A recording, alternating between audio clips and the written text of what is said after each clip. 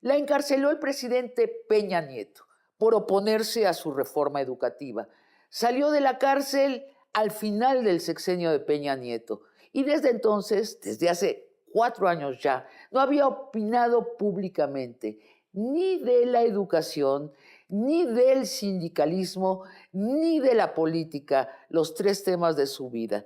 Hoy hablamos con ella precisamente de política, de sindicalismo y de educación. Hoy, Elba Ester Gordillo en una conversación de largo aliento.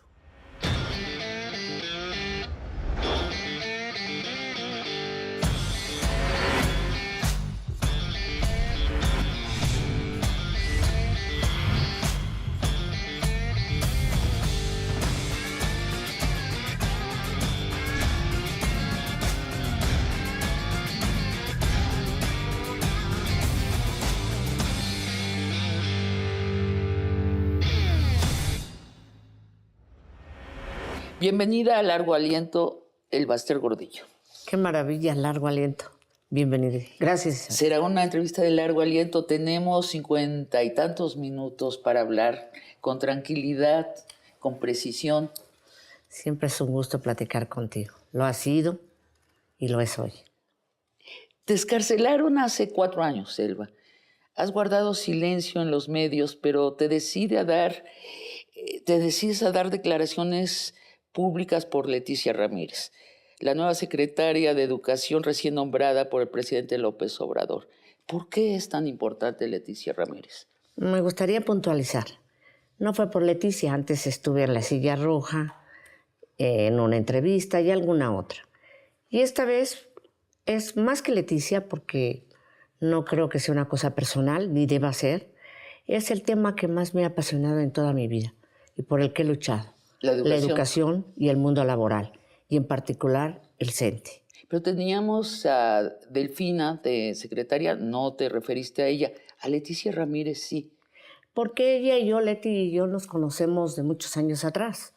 Fue una luchadora, una activista de la coordinadora, y a mí me tocó llegar al sindicato en un momento en que del interior de la República al centro, lo que era entonces el Distrito Federal, más de 750,000 maestros en la calle, y ella con Sandoval, con Martín del Campo y otros muchos más,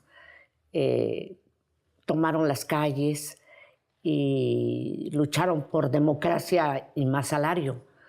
Y yo en ese momento, como recordarás, muy cuestionada, porque se decía que el presidente, y cosa que era cierto, me había impuesto en el CENTE, ¿no? Salinas. El presidente Salinas.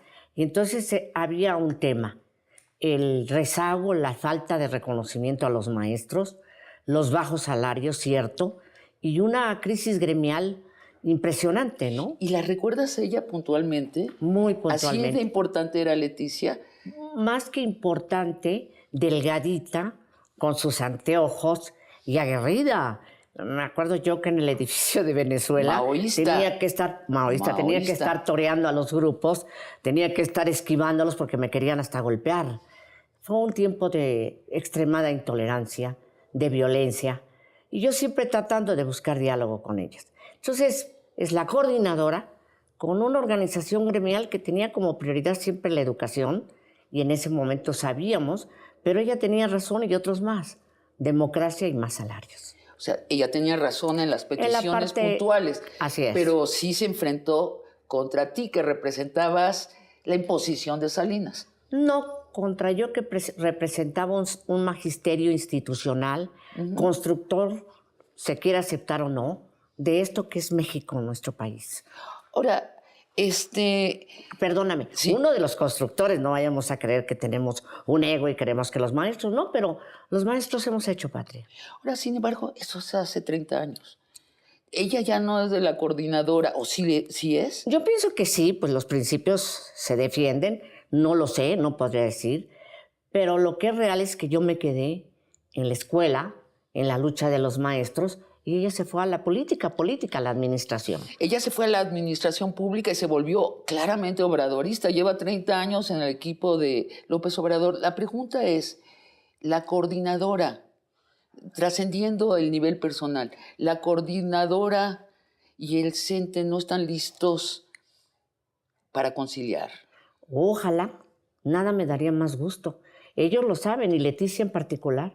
Siempre busqué que hubiésemos acuerdos, que llegásemos a la pluralidad, que respetáramos nuestros espacios y ellos tuvieran espacio en la conducción de la vida sindical, bajo una situación mucho más profunda, ¿no? Que nos comprometiéramos a fondo con la educación pública, laica, gratuita, con la excelencia de la educación. En ese momento firmamos un pacto por la calidad educativa, pero también con la vida democrática del CENTE, y que no hubieran malos contra buenos, buenos contra malos, sino que todos tenemos claros y todos tenemos oscuros. Perdóname por el optimismo, pero parece un momento ideal para que la CENTE y el CENTE, no sé si se unan, pero sí que se coordinen mejor. Y te voy a decir por qué. Porque es un CENTE debilitado y es una coordinadora fortalecida y es un régimen con una lógica distinta a los anteriores. Yo creo que no debemos confundir siglas con magisterio.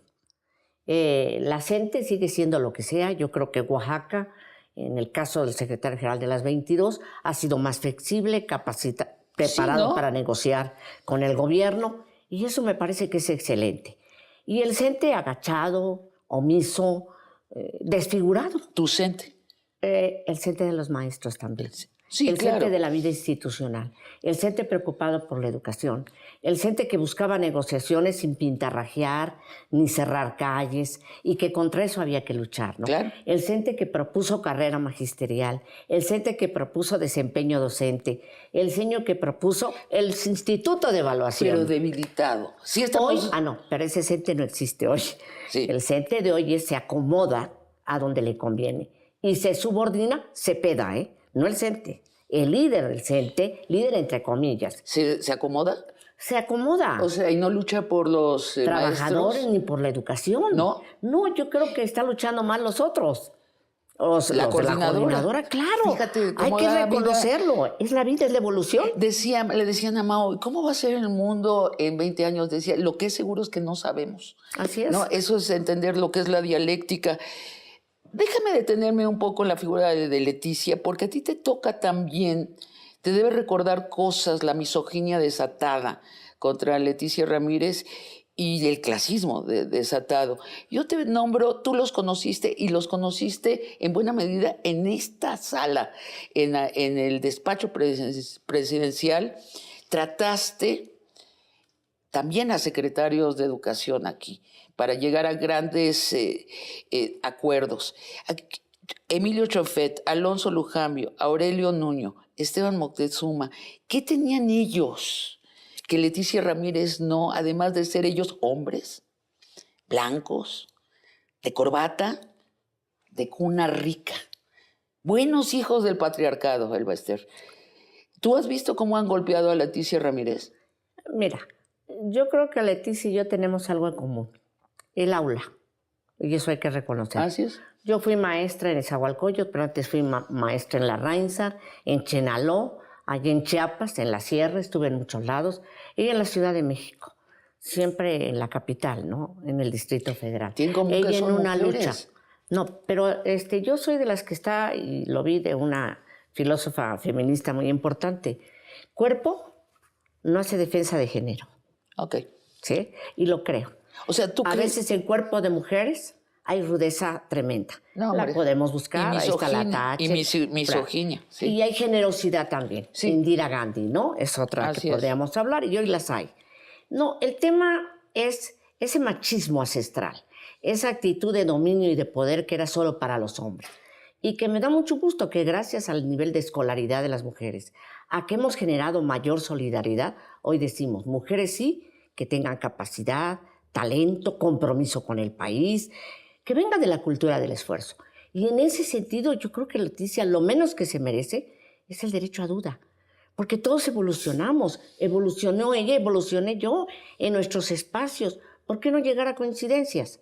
Claro. Lo que podemos sí cuestionar, y creo que ella está en la oportunidad de hacerlo, es si el sistema educativo de hoy y el que ha estado anteriormente, en el que estuvo Lujambio, ya no... en el que, por cierto, mis respetos como secretario, siendo del PAN, fue un hombre que siempre buscó elevar la calidad. Tú has dicho que es el mejor secretario de los que trataste. De los mejores. Él y Reyes Tamés. Desde Bartlett. Bueno, ese es un desastre. Es una pena que haya estado en educación y que no entendieron cuando dije que... Pero Alonso dices brillante. Brillante y comprometido con la educación a pesar de sus convicciones ideológicas. Y ahorita hablaremos con más detalle del señor Aurelio Nuño y del señor Enrique Peña Nieto, pero antes hablemos de sustancia educativa, precisamente, Elba. A Leticia Ramírez le tocará implementar la nueva escuela mexicana. Son nuevos contenidos de enseñanza que enfatizan la comunidad y el compartir sobre el individualismo y la competencia. Y estoy leyendo directamente de los documentos que presenta la Secretaría de Educación Pública. ¿Te parece mal la nueva escuela mexicana? ¿No le crees ese viraje en la educación? No ese es el tema, no es de no creerle. El tema de nuestro sistema no solo está en los contenidos, está también en la política educativa. La primera cosa, perdóname. Tienes razón, pero te voy a interrumpir nada más para precisar esto. Pero el contenido, el cambio de contenido, ¿te parece bien? Yo le pondría sus adherentes. Escuela de tiempo completo ya lo tenía. ¿Por qué cambiarla? Es decir, lo que no se ha querido entender es que escuela de tiempo completo contemplaba, primero que nada, a las comunidades más desprotegidas, darles comida caliente a los niños. Entonces, y en la tarde, en los tiempos extras del horario normal, significaba aquellos niños que iban atrasados en matemáticas, en gramática, e incorporar civismo. Sí. A mí me interesaría que hoy los nuevos contenidos tuvieran como eje sustantivo también el civismo. Y lo han ignorado. Lo han ignorado. Lo han ignorado.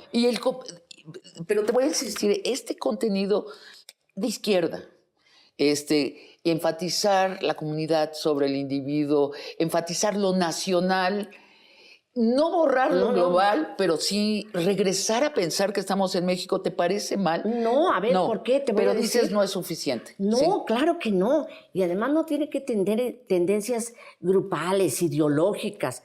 Uno de los desastres de nuestro sistema educativo es que cada 6 años cambian la política educativa.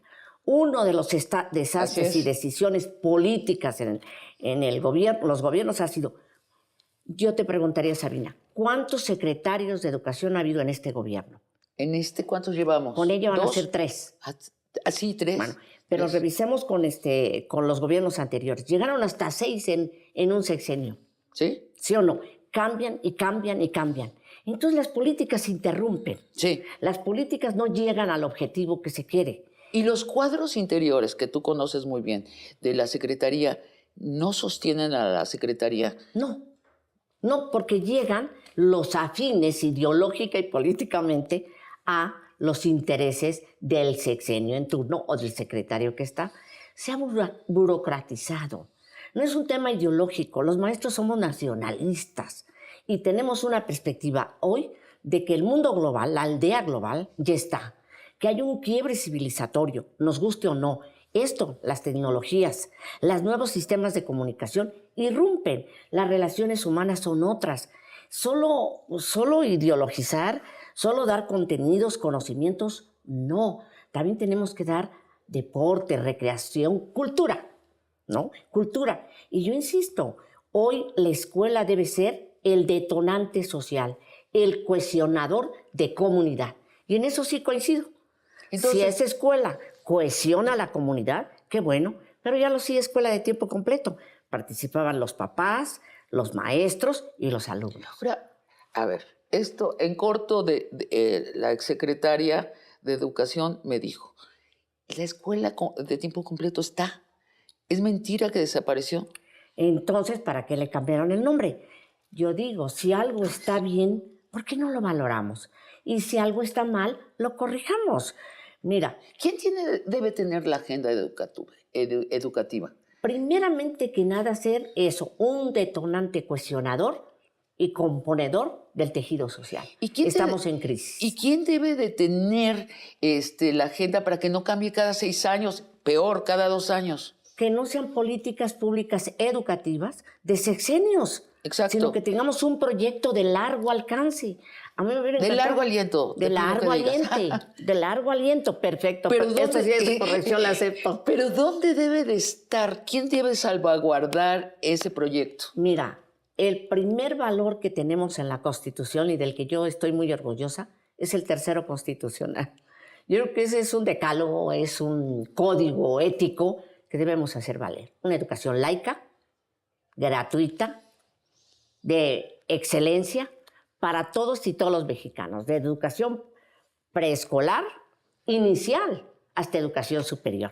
¿Cómo darle sentido humanístico y también permitir que chicas y chicos puedan incidir con éxito en la vida? Es la felicidad. En eso coincido con Leticia. Sí. Lo que buscamos y queremos son niñas y niños felices, hombres y mujeres plenos, felices. Y entonces le falta algo a eso. Déjame preguntarte sobre política educativa. Eso al programa. Sí. La inteligencia emocional. Por eso la escuela de tiempo completo. En la escuela de tiempo completo, porque el papá, la mamá se van, ya no se quedan los chiquillos. Entonces necesitamos que la escuela vuelva a ser ese cuestionador. Perdón. No, sí. Te quiero preguntar sobre política educativa, más bien sobre polaca educativa. A ver, yo estuve revisando antes de nuestra conversación las notas de periódico y decían que Alfonso Cepeda, el actual presidente secretario general del CENTE. Secretario general, fíjate que hay cierta ambigüedad, lo nombran a veces presidente, igual, en fin, secretario general del CENTE es de tu grupo. Dicen, tú saliste de la cárcel, mandaste por las cocas a Juan Díaz y pusiste a Alfonso Cepeda. No. ¿Están mal informados los periodistas? Totalmente. A ver, te voy a decir, yo siempre he sido una gente que está en medio de los medios, en medio de las críticas de los medios. La extrema derecha y la extrema izquierda. Yo soy una mujer nacionalista. De eso no tengo ningún rubro. ¿No es gente tuya? No, él viene de vanguardia.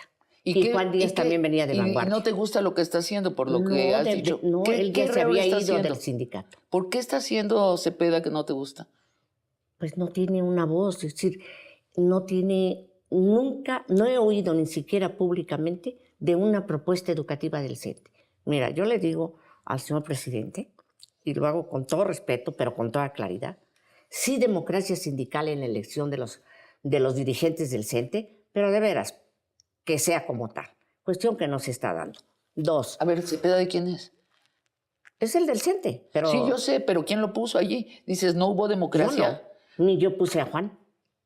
Juan Díaz lo impuso y lo puso el gobierno anterior. Peña. Claro. El presidente Peña. Y Cepeda también. Lo puso este presidente, López Obrador. No. No, perdón, Peña. El anterior gobierno. Entonces, Cepeda no pertenece estuvo en el Comité Nacional. Es la mejor prueba de que nosotros trabajamos en pluralidad. Hubo gente de la coordinadora, hubieron compañeros de la coordinadora, de Vanguardia Nacional, y compañeros que coincidían en un proyecto.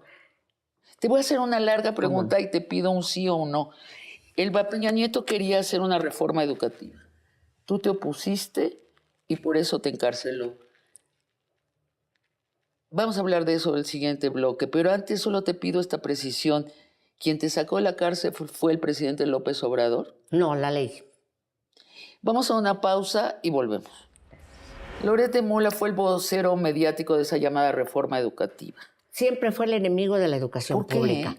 Pues porque tienen una visión muy... Tienen, todavía hay muchos de ellos que están, claro. ¿Con quién juntas a Loret? Con Zuckerman, con Leo Zuckerman, con todos los que hoy son críticos y se olvidan que ayer combatieron al sindicato porque según ellos nosotros éramos el lastre y la piedra angular que no permitía la modernización del sistema educativo. E ignoraban que nosotros no éramos, o yo no era la secretaria de Educación, era un dirigente sindical, y alababan a los secretarios porque, bueno, pues así les convenía.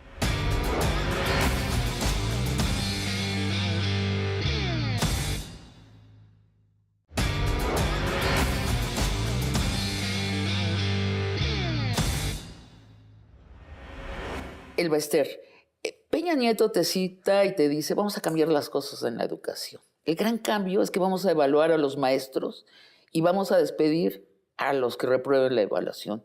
Tú le respondes, no, no me parece. No, evaluemos al sistema educativo en su conjunto. Te estoy citando, no solo a los maestros. Es decir, tú te portas como la líder sindical de los maestros. Y Peña Nieto te encarcela por eso. ¿Es correcto? Yo diría con sus tamices. Peña Nieto no entiende el conflicto y las circunstancias en que los maestros están. Y el planteamiento es muy sencillo. Evaluación no fue de Peña. La evaluación quien la propone fue el CENTE a través de una servidora, con una consulta con maestros. La evaluación era evaluar al sistema educativo. Por eso te cito. ¿Y por qué citábamos al sistema educativo? ¿Por qué pedir que evaluara el sistema educativo? Porque los recursos son federalizados. Si el gobierno federal recauda, pero los gobiernos estatales no, apenas empiezan a hacerlo. Y trasladan el dinero, es una simulación. El gobierno federal envía a los gobiernos estatales, pero no hay rendición de cuentas. Y en lugar de irse a inversión educativa, se iba a parques y a trabajos políticos. Llámese CNOP, y estoy consciente de lo que digo, llámese trabajos X, pero nunca educación. Había que rendir cuentas. Segundo, había un tema fundamental, la rectoría del Estado sobre la educación, que poco se habla. El artículo 3 es claro, vuelvo a insistir en lo laico.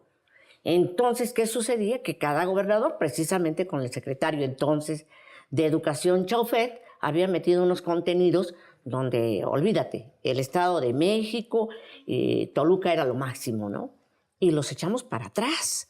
Entonces había que evaluar el sistema en su conjunto, tanto en resultados pedagógicos, académicos, en el conocimiento de los chiquitos, en cómo iban en general los programas y obviamente también evaluar a maestros. Pero la evaluación de los maestros ya estaba, con carrera magisterial primero y desempeño docente. El maestro que trabajara más, el maestro que se desempeñara, el que fuera a dar clases en la escuela de tiempo completo, ese ganaba más. El que no, se quedaba con su sueldo base y de ahí no pasaba. Peña propone un esquema que el Nuño hace valer como el gran descubrimiento, que los maestros perdieran su base. Su base. Su base. No solo los de básica, en general, los supervisores, los coordinadores. Y esa era la medida su base, más ¿qué quiere decir? Liberal salvaje. Que los pudieran despedir. La garantía del empleo, claro, la garantía. Y entonces que fueran empleados de confianza. Exacto. Inaceptable. Y hacer un examen y seas de donde seas, si repruebas los te vas. maestros están dispuestos a hacerlo. ¿Estaba en eso? Claro. Entonces ya estaba. El conflicto no era, insisto, el conflicto no era los contenidos ni las tareas, ya estaban. El asunto es que la señora Josefina Vázquez Mota, que fue secretaria de Educación, fue candidata a la presidencia de la República. Y como bandera, siendo candidata a la presidencia de la República, asume que lo que había hecho el secretario Lujambio y la organización sindical es su bandera y lo debe llevar a ley. ¿Por qué no estábamos de acuerdo que lo llevara a ley? Porque teníamos a la coordinadora que no iba a querer y los institucionales podían quererlo, pero iba a haber un conflicto de enfrentamiento. La descripción de las fuerzas, si es la correcta, ellos te exigen que te dobles, tú dices no. ¿Y te encarcelan? Yo diría que toda acción tiene reacción. Pero me opuse. Y me opuse y en 7 días armaron un expediente y me detuvieron. O sea, fue directamente la causa esa. Esa dicen una y la otra de algo que defenderé siempre. Autonomía e independencia sindical. A que no les consulté al entonces candidato a la presidencia, Enrique Peña Nieto, quiénes iban a ser los dirigentes del CENTE. No hubo consulta durante el tiempo que yo fui la dirigente. Que tú les consultaras. Claro, eso fue en tiempos pasados. Tenemos que luchar por la autonomía e independencia. Tú hiciste algo que se solía hacer con los nuevos presidentes, ya no lo hiciste. Dijiste, algo que se solía esto hacer, le quita independencia a mi sindicato. Claro, y eso se solía hacer antes del presidente Salinas. Con el presidente Salinas este tema lo hablamos mucho. Lo hablamos muchísimo por la democracia sindical. Un sindicato no puede ser fuerte si no tiene derecho a su autodeterminación. Bueno, si no tiene bases. Por favor, salíamos del corporativismo a la democracia.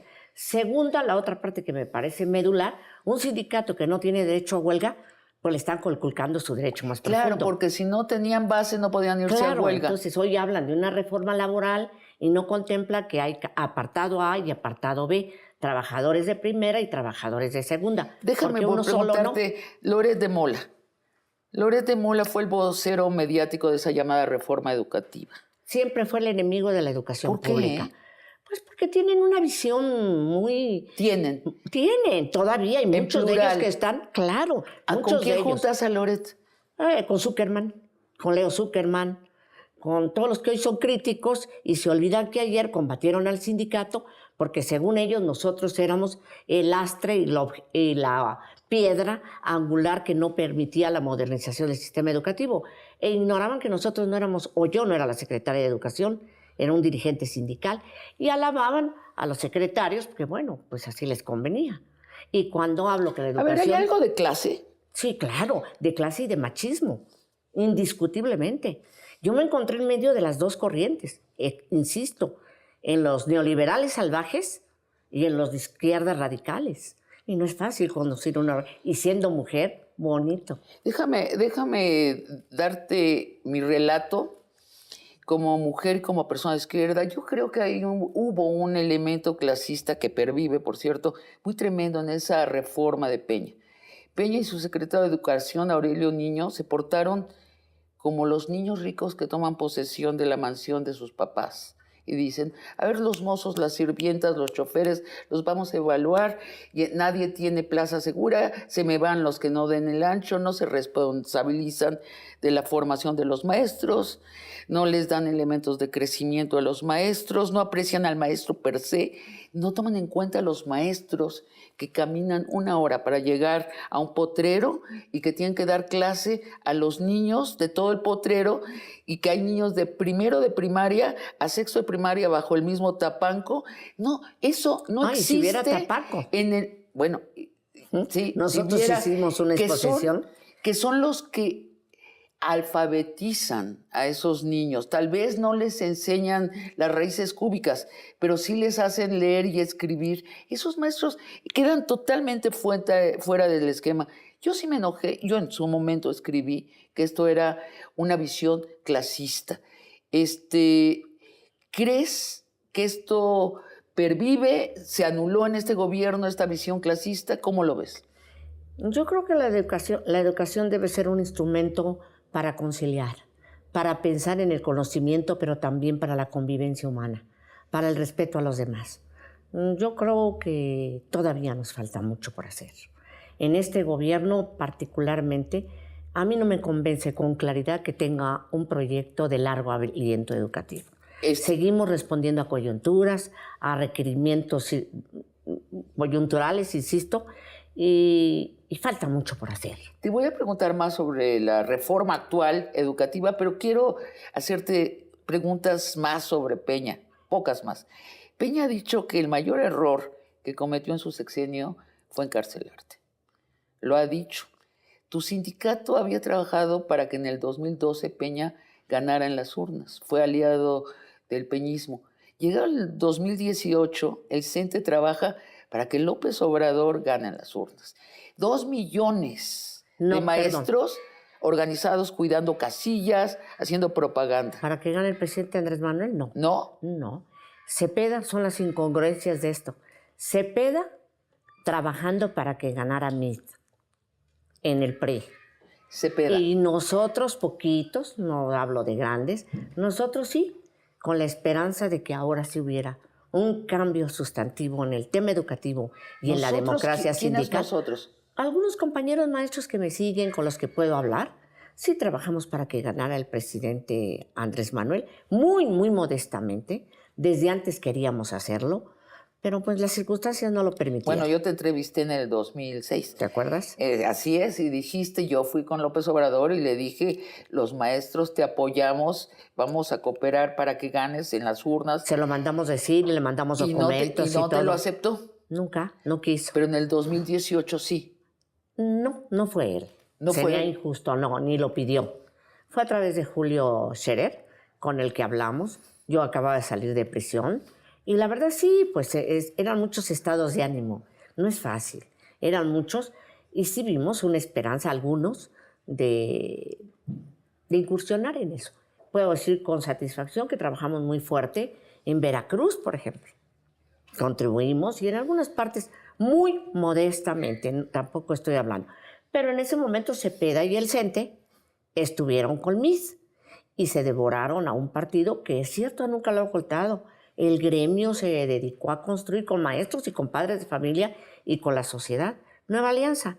Y se la acabaron a Nueva Alianza. Se la acabaron. Y en el CENTE no se decidía el Bester si se participaba con tal o cual presidente o candidato a la presidencia, sino había un Comité Nacional de Acción Política donde estaban todas las corrientes ideológicas partidistas para debatir con quién nos íbamos. O sea, el CENTE ha perdido esa solidez.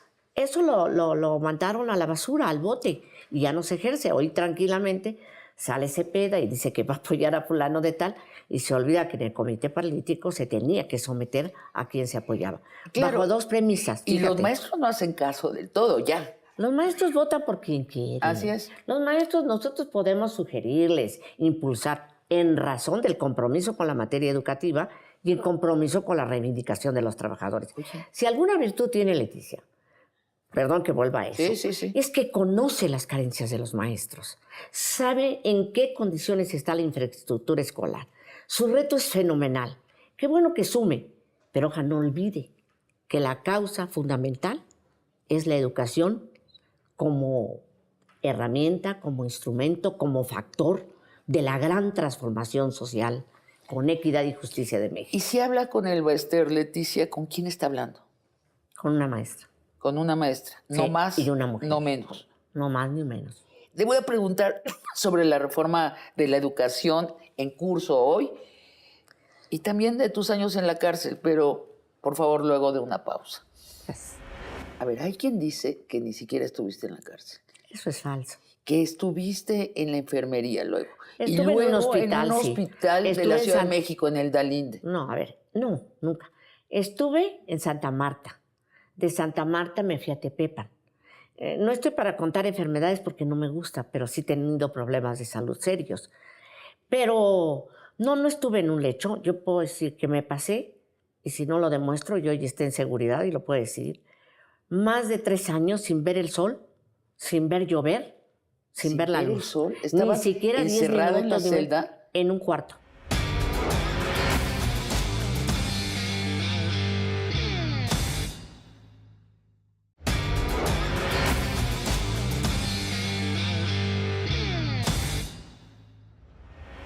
Regresamos con el Bester Gordillo. El Bester, la reforma de López Obrador parece ser sobre todo, consistir sobre todo en deshacerla de Peña. Y sigue siendo sobre todo una reforma, en este caso una contrarreforma laboral. Pero sí hay un nuevo plan de estudios para la educación básica, es decir, la que incluye preescolar, primaria y secundaria. Dice Blanca Heredia, especialista en educación, que este cambio en su contenido sí es un cambio importante. Integral de la educación, eso es bueno. Y resumo lo que ella dice, es enfatizar el compartir sobre el competir, enfatiza a la comunidad sobre el individuo. ¿Te gusta la nueva escuela mexicana? Yo creo que sí, pero es el equilibrio. Siempre vivimos en colectivo y es importante que tengamos un colectivo con responsabilidades mutuas, yo creo, y compromiso con los que menos tienen. Es indudable. Pero lo que no podemos ignorar es que en el mundo laboral hay planteamientos de fondo. Yo sí creo que hay que enseñar conocimiento y fomentar lo técnico. No todos los chicos tienen vocación para la humanística. ¿Tú estudiaste estos nuevos contenidos? No los he visto a fondo, mentiría. Sí los voy a ver con todo detenimiento. Porque hay que saber si hay si borraron todo lo otro. Es decir, puedes tener una educación que enfatiza el compartir y también el competir. En la escuela, te digo, hay muchas cosas que ya estaban sobre ese eje. Ya estaban esos valores, entonces, claro. ¿qué crees? ¿Por qué los vuelven a hacer los libros de texto? Se enojan mucho cuando digo porque priorizan la política a lo educativo. No estoy en contra de la política, de la politiquería sí. La política es el arte ahorita, nuestra convivencia, el trato cotidiano entre personas. Pero cuando a esto se le quiere poner el énfasis en razón de el presidente, cometemos un gran error. Es los niños, las niñas, los jóvenes, las jovencitas, los adultos, hombres y mujeres que requerimos una educación que nos permita vivir en paz, sin embargo, en armonía. Me extraña que no los hayas estudiado, los contenidos. No te debe extrañar por una cosa, porque no he tenido acceso a todos, porque he estado metida comparando lo anterior con esto, parte, pero no puedo emitir una opinión si no las he estudiado a fondo. Yo no soy un erudita en pedagogía, yo no soy un erudita en educación, me gustaría serlo, pero sí soy una conocedora del dolor de los niños, de las niñas, de las mamás y los padres de familia y la terrible descalificación permanente a los maestros. Es muy fácil decir que van a valorar el valor de educar, pero no se ha visto. En este sexenio no se... A ver el presupuesto educativo. O sea, y a ver el incremento salarial. No hay incremento salarial. Sí lo hay, pero no como se requiere. Y no solo incremento salarial. ¿Cuánto fue y cuánto debía ser? Los maestros lo que más desean hoy es saber, conocer, entender de qué se trata. ¿Por qué sacar programas que no se han hecho, como bien dice el presidente, consultas? ¿Por qué no llevarlo a los maestros? Claro, a que lo revisen, lo analicen. ¿Y quién le hizo esto? ¿La nueva escuela mexicana quién le hizo? No sé. ¿No hay autoría? No sé. Bueno, pues está muy interesante que no sepas. Perdón, a ver. No sé, porque para calificar hay que conocer. Bueno, y cuando no conoces, puedes cometer un error. Ahora, los libros de historia, ¿es cierto que viene la foto de López Obrador? Bueno, a mí me mandaron un mensaje que venían. Y vuelvo a insistir, hay que verlos. Pero hay una cosa que también me recuerda muchísimo al gobierno del presidente Salinas. Entonces, Nexos, no sé si recuerdas, Nexos se encargó de hacer encuesta con maestros, de hacer estudio con maestros y Gilberto Guevara Niebla, y le propusieron unos libros de texto en historia, particularmente al presidente Salinas, verdaderamente penosos, que violentaban el tercero constitucional, con el programa de solidaridad, legitimando la elección entre Cárdenas y Salinas. Y hicimos un gran movimiento nacional en contra de esos libros. Oye, Elba, ahorita que nadie nos está oyendo, los mismos que están diciendo de esto de la foto de López Obrador son los mismos que pusieron a Salinas como el benemérito de la nación y a Solidaridad eso es real, como el nacimiento de la política pública. O sea, Aguilar Camín, para hacerlo corto. Eso es real. Sí. Y eso nos costó una lucha muy cruel, muy difícil. Me acusaron de ser contraria al régimen. Me llamó el secretario Fernando Gutiérrez Barrios para leerme la cantilla, Ernesto Cedillo, entonces secretario de Educación. Dijeron que mi hija estaba agitando el país. Yo les dije sí, porque los libros de texto deben respetar el tercero y segunda. La historia no es para historiadores, es para niños, es narrativa. Si te acuerdas que iban a quitar los niños héroes. Claro, no, y también le golpeaban al ejército injustamente. ¿Y qué pasó? El ejército y nosotros armamos toda una estrategia para... Pero te he de decir algo. Cuando el presidente me llamó y me preguntó, Salinas, ¿qué opinaba? Le dije, señor presidente, cuidado. Son aduladores y no entienden el riesgo en que nos van a meter a futuro. Orden del presidente. ¿Qué te dijo? Se retiraron los libros. ¿Estabas acá en este despacho? No. En otro. No. Ay, qué lástima. No. Estaba yo en el presidente, no te lo digo, en un avión. En un avión donde... Le dijiste, son aduladores. Son aduladores. ¿Y lo entendió? Sí. Claro. Sí. Pero después de veras muchas discusiones, no fue de facto, tuvimos que comprobarlo, le llevé los libros, como cuando, volvamos, cuando Solana fue secretaria de Educación, ¿no quitaron la patria de los libros? Y pusieron cochinitos, el ahorro y todo eso. No nos acordemos de eso. Qué ahorrativos. ¿Y quién volvió a pelear porque volviesen a poner a la patria? El CENTE. Sí, es que los maestros deberían estar involucrados en la formación de los libros. Eso es toda la demanda. Es obvio. No se trata si tengo la razón o no, sino que los maestros de grupo opinen, hablen, como un gran movimiento social.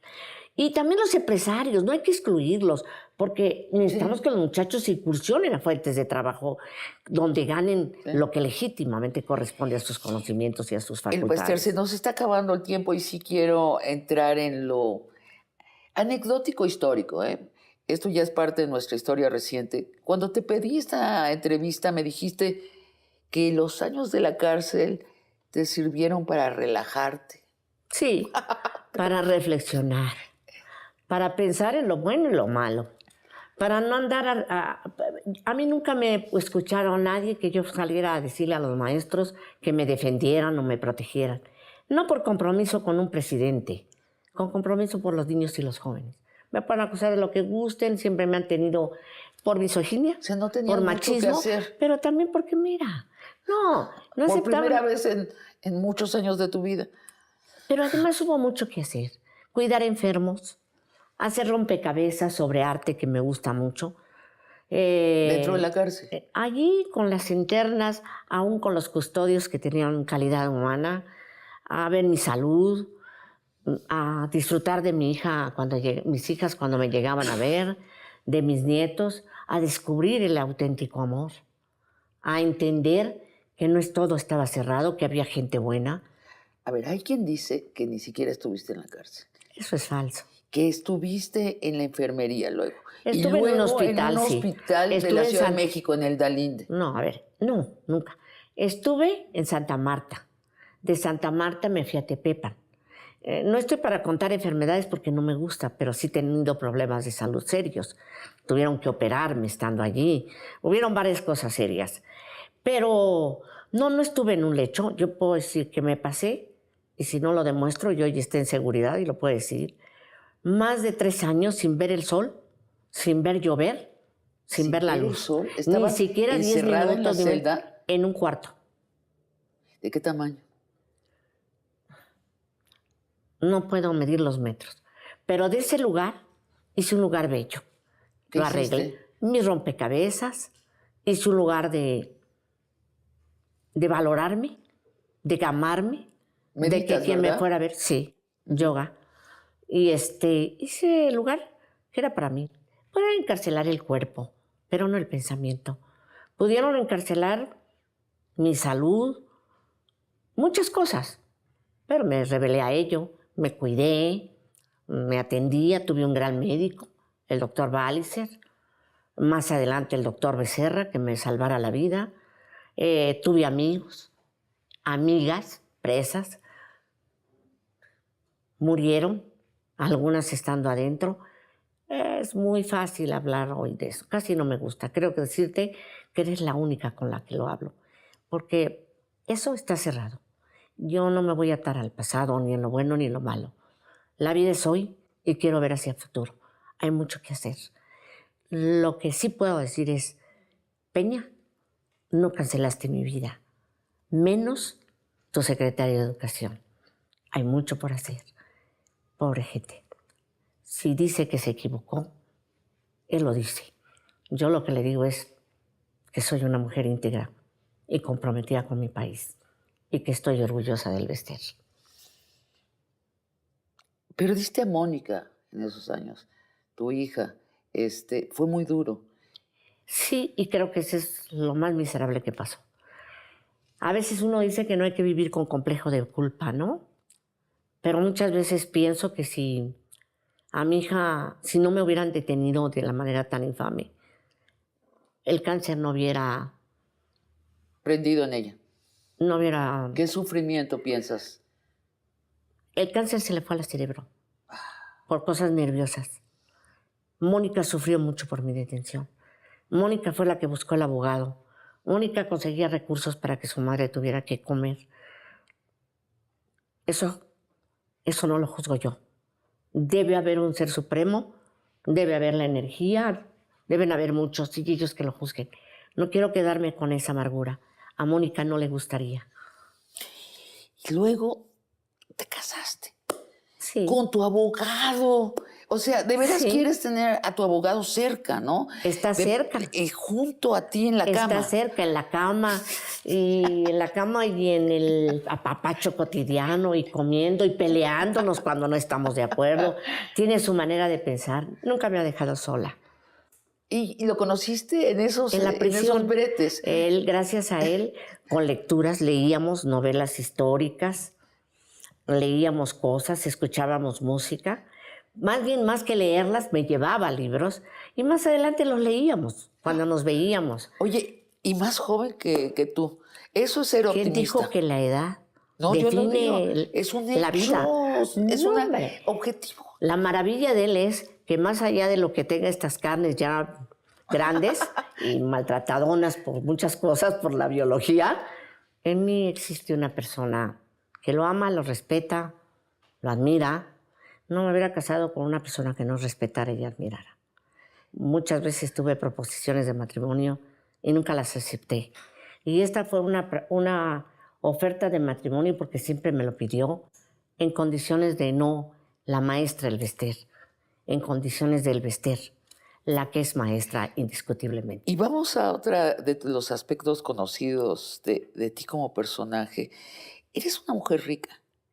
Sí. ¿Tienes varias casas? No, eso, bueno, ¿quién dijo que rica es eso? Soy una mujer rica en ilusión, en emoción, en esperanza. Y materialmente no vivo mal. Y vivo bien gracias a las maestras y los maestros. Nunca me robé un centavo del erario.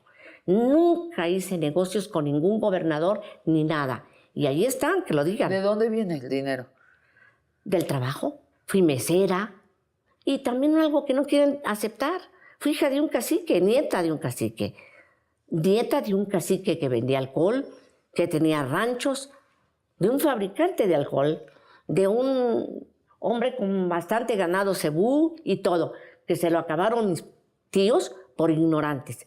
Y de una madre que trabajó como peona en esos ranchos, en esas fincas, y que terminó siendo maestra. Bueno, no te lo van a creer, Elbester. Tú viste, no me importa que me lo crean o no.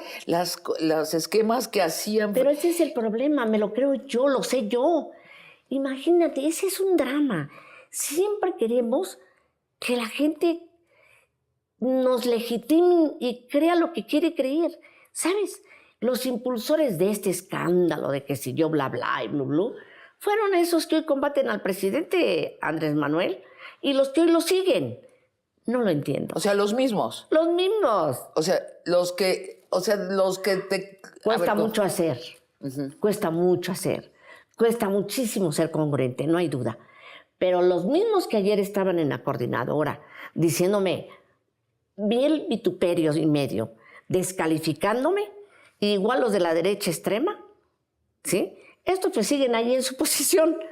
Pero esos mismos son los que critican. Elba, ¿vas a seguir haciendo política?